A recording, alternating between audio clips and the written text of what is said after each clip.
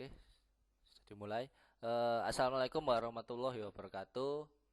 Siswa-siswaku kelas 11 listrik. Pada siang hari ini, Pak Saldin akan menerangkan tentang pengasutan motor induksi 3 fasa. Di mana semester 1 dulu kalian kan sudah sedikit ada tatap muka luring, di mana kalian sudah mengerjakan sistem DOL, terus sistem 2 tempat, sama sistem pengendali elektromagnetik running jogging. Itu yang belum. Oke ya, kita sedikit flashback di mana di sini nanti akan kita mohon maaf akan saya terangkan tentang indikator keberhasilannya untuk prinsip pengontrolan motor listrik. Di mana yang pertama adalah pengasutan langsung, yaitu DOL, bintang segitiga, primary resistance, secondary resistance, motor induksi 3 fasa dijelaskan dan diidentifikasi dengan benar.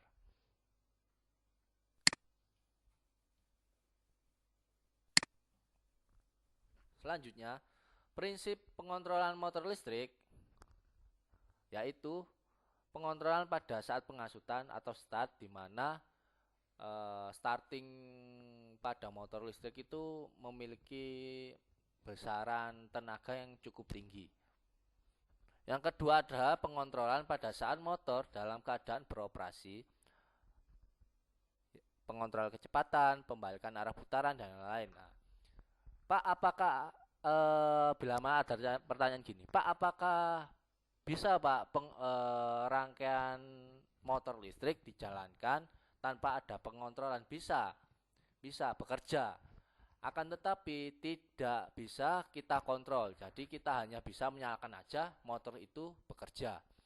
Sedangkan tugas kita adalah kita itu disuruh untuk mengontrol rangkaian tersebut. Yang ketiga, pengontrolan pada saat motor berhenti beroperasi atau pengereman. Nah, di sini adalah kebanyakannya yang kita ketahui di lapangan, bila mana terjadi pengoperasian berhenti pengereman secara mendadak, itu menandakan motor itu bekerja melebihi beban. Maka alatnya apa yang dibutuhkan dalam rangkaian pengendali tersebut? Ada yang bisa menjawab? Ya, yaitu memakai TOR, Thermal Overload Relay. Nah, di situ fungsinya. Bila mana terjadi beban lebih, maka motor itu akan berhenti untuk mengamankan motor bila terjadi beban lebih. Sesuai dengan perkembangan teknologi yang memicu perkembangan industri, cara atau sistem pengontrolan itu terus berkembang. Maka dari caranya dapat diklasifikasikan sebagai berikut. Yang pertama, pengontrolan cara manual. Yang kedua, pengontrolan semi otomatis. Yang ketiga, pengontrolan otomatis. Yang keempat, pengontrolan terprogram.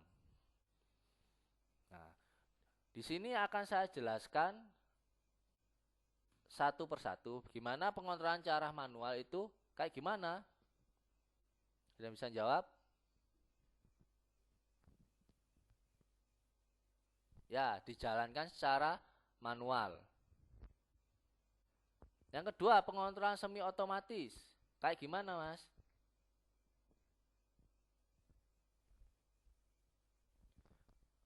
Oke, bisa dijalankan dengan cara manual, bisa juga dijalankan dengan otomatis. Yang ketiga, pengontrolan otomatis. Nah, di sini pengontrolan otomatis adalah bila mana rangkaian tersebut berjalan otomatis.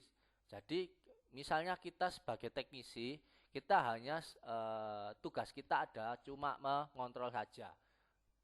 Ya, dan rangkaian itu berjalan secara otomatis. Jadi tugas kita hanya mengontrol saja. Yang keempat, pengontrolan terprogram. Nah, programmable control. Nah, di sini ya di dalam dunia industri, apalagi industri sekarang sudah memasuki era 4.0, 4.0, maka dari itu Industri sekarang dalam bidang kelistrikan sudah memakai apa, Mas? PLC, smart relay, building instalasi automation kalau nggak salah. Nah, di mana sekarang peralatan-peralatan sekarang itu dijalankan secara struktur, terprogram, ya, terprogram. Jadi kita hanya mengontrol aja apakah dilihat dari perputaran motor tersebut, terus rangkaian itu ada kendala teknis macam-macam banget. Maka dari itu sekarang lebih dipermudah dalam hal membuat suatu program atau rangkaian. Nah, kita nanti anak-anak sekalian untuk yang kelas 11 ini, kedepannya nanti kalian waktu naik ke kelas 12 akan apa? Akan mempelajari tentang smart relay PLC. Nah, jadi manfaatkan waktunya dan kalian harus juga belajar secara mandiri atau bisa bertanya ke Pak Salahuddin.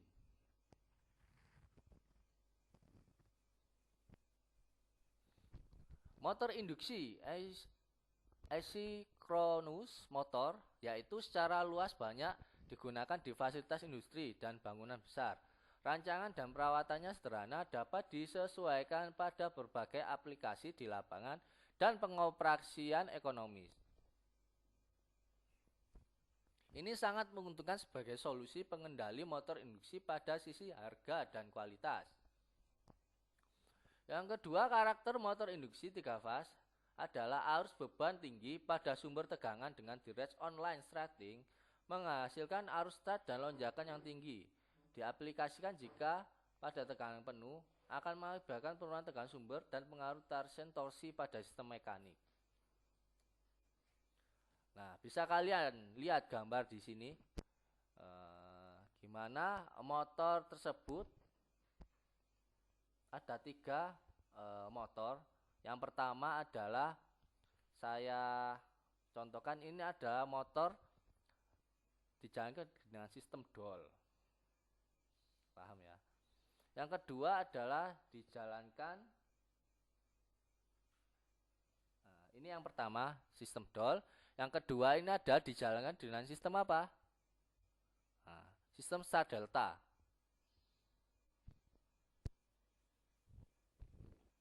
Paham ya? Yang ketiga dengan cara apa?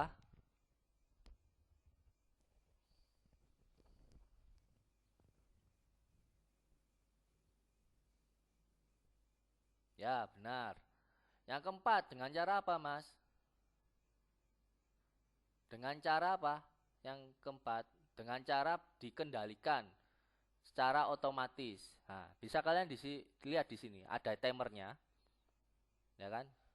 Maka rangkaian itu bekerja berdasarkan waktu. Oke, mungkin itu saja yang bisa saya jelaskan.